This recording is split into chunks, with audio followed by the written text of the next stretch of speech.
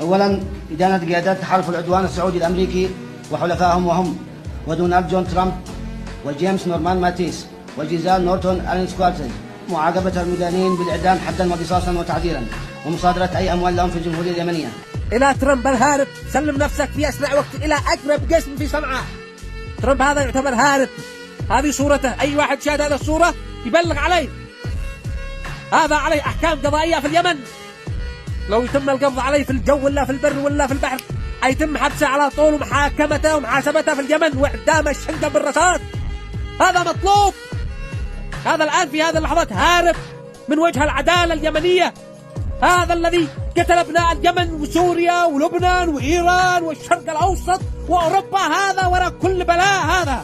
هذا الآن مطلوب في اليمن، تم الحكم عليه مغيبا، ما أصلاش يجي يتابع محاكمته.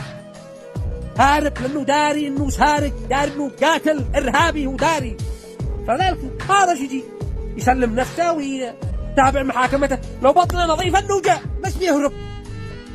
قد رسلنا لهم 3 إحضارات إلى البيت الأبيض، الإحضار الأول والإحضار الثاني والإحضار الثالث من المحكمة اليمنية شرق غرب الأمانة. رسلنا لهم 3 إحضارات ولا رضي يجي. وقبل أسبوعين رسلنا لهم أمر قهري إذا لم يتم تسليم ترامب أن ندخل لنا البيت الأبيض.